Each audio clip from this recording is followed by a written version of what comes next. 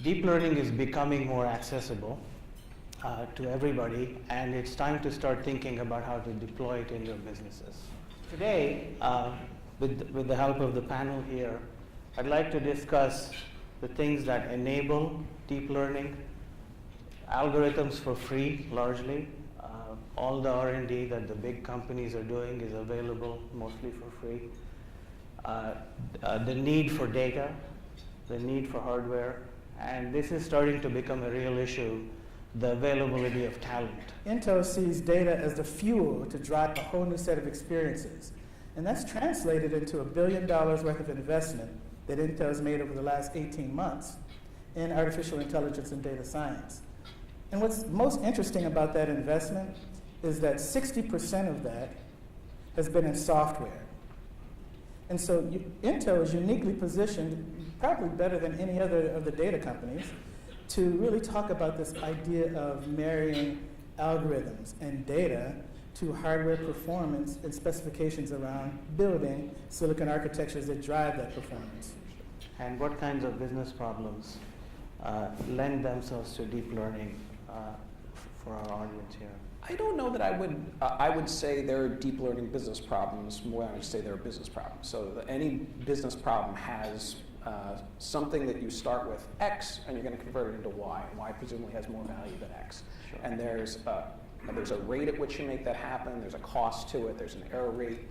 And if you can substitute a process that converts X into Y faster, better, cheaper, you do that. So in a lot of cases, so in the case of that data center cooling bill reduction, they can do it cheaper, right? So I would really say start with the business case, and then you ask questions like, do I have the data to make it happen for deep learning? When it comes to our focus in public sector specifically, we're seeing a strong area of focus in health and life sciences.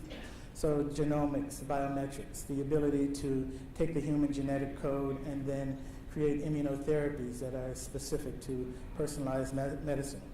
Second, probably this is not going to be any surprise to people in Washington.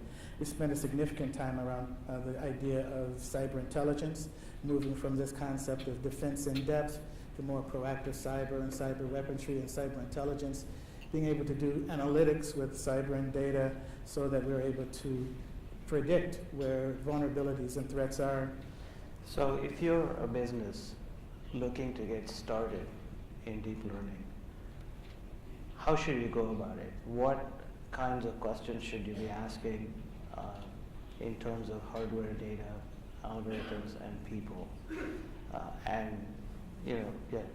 What's sort of the basic minimum viable checklist you need Sure. to have? So first thing, like we just talked about, business problem.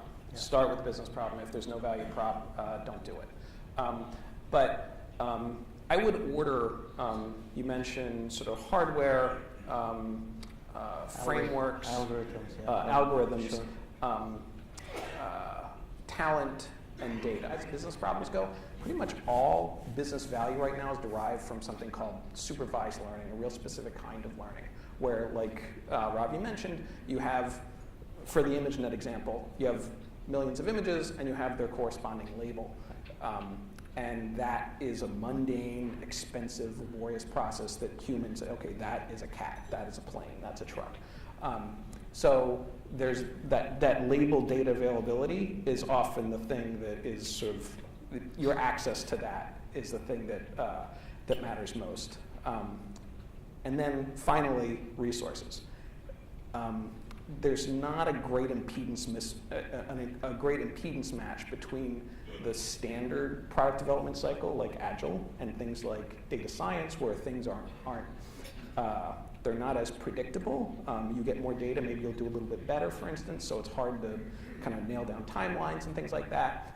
Hilary Mason gave an amazing talk on that at O'Reilly's first AI conference. I think there's, like Melvin mentioned, a broad misunderstanding of how AI works. Some people think of it as magic. It's certainly not magic. A lot of it is really this sort of mundane labeling work and data prep. and a lot of experimentation that you then prove out that something works. But there are significant non-technical issues. The elephant in the room is the legal, ethical, and societal implications associated with the applications of these capabilities. We have a significant gap. We talk about the digital divide. In fact, we have a very significant data science divide.